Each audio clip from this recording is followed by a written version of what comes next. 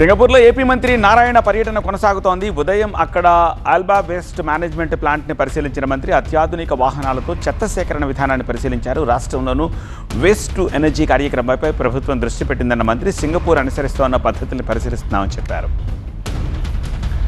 రేపు ఏపీకి రానున్నారు కేంద్ర రోడ్లు రవాణా శాఖ మంత్రి నితిన్ గడ్కరీ. ముఖ్యమంత్రి చంద్రబాబుతో భేటీ కానున్న గడ్కరీ మంగళగిరి సీకే కన్వెన్షన్ నుంచి 29వ జాతీయ రహదారి ప్రాజెక్టులోకి శంకుస్థాపన చేసి జాతికి అంకితం చేయనున్నారు. అనంతరం తిరిగి ఢిల్లీకి పయనమవుతారు. రాష్ట్రంలో పరిపాలన పూర్తిగా స్తంభించిపోయింది అన్నారు ఏపీ మండలి విపక్ష నేత బొత్స సత్యనారాయణ. తాము ఒత్తిడి చేస్తేనే ప్రభుత్వం హామీలు అమలు చేస్తూ ఉందన్నారు. తమ ఒత్తిడి వల్లే అన్నదాత సుఖీభావ కార్యక్రమాన్ని ప్రారంభిస్తున్నారని చెప్పారు. తమ నాలుక మందం కాదన్న బొత్స ప్రభుత్వం మెడలు ఉంచి పథకాలు అమలు చేసేలా చూస్తున్నామన్నారు. ధర్మవరం కాల్మనీ విషయంలో సీరియస్ అయ్యారు మంత్రి సత్యకుమార్. ఈ వ్యవహారంలో ఎవరిని ఉపేక్షించేది లేదన్నారు. ఈ కేసులో ఏ రాజకీయ పార్టీ నాయకులున్నా సరే వదిలే ప్రసక్తి లేదని స్పష్టం చేశారు. పోలీసుల పాత్ర ఉందని తేలితే ఉద్యోగాల నుంచి టెర్మినేట్ చేస్తామని హెచ్చరించారు. బాధితులు ఎవరైనా సరే ధైర్యంగా ముందుకు రావాలని పిలుపునిచ్చారు. చంద్రబాబు సీఎంగా ప్రమాణ స్వీకారం చేయగానే పాతవన్నీ మర్చిపోయి అభివృద్ధి కోసమే ఆలోచిస్తారన్నారు ఎంపీ సీఎం రమేష్. పెద్దిరెడ్డిపై కక్ష ఉంటే ఆనాడే దానికి ముగింపు జరిగేదన్నారు.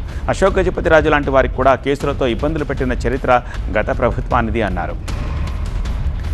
కాకినాడ జిల్లా మాయాపట్నంలో టీడీపీ జనసేన నాయకుల మధ్య తోపులాట జరిగింది. సముద్ర కోత బాధితులకు బియ్యం అందించడానికి వెళ్లిన జనసేన ఇన్ఛార్జ్ మర్రెడ్డి శ్రీనివాసును టీడీపీ నేతలు తమను అడ్డుకున్నారు. తమకు ఎందుకు ఆహ్వానం పలకలేదని ఆగ్రహం వ్యక్తం చేశారు. దీంతో అక్కడ గందరగోళ పరిస్థితులు ఏర్పడ్డాయి.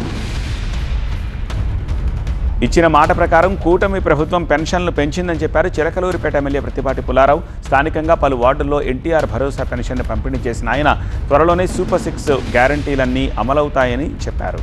వైసీపీ నేతలు కూటమి ప్రభుత్వం చేస్తున్న అభివృద్ధి సంక్షేమాన్ని చూసి ఓర్వలేకపోతున్నారని ఆరోపించారు. ఏపీ పోలీసులపై మరోసారి కీలక వ్యాఖ్యలు చేశారు మాజీ ఎంపీ గోరంట్ల మాధవ్. వేటాడే పులుల్లా ఉండాల్సిన పోలీసులు ఊరకుక్కల్లా దాడులు చేస్తున్నారని మండిపడ్డారు. పోలీసు వ్యవస్థను చంద్రబాబు సర్కస్ పులిలా ఆడిస్తున్నారని ధ్వజమెత్తారు. 6 అడుగుల కానిస్టేబుల్ను 3 జానలున్నోడు సైతం కొడుతున్నారని ఎద్దేవా చేశారు.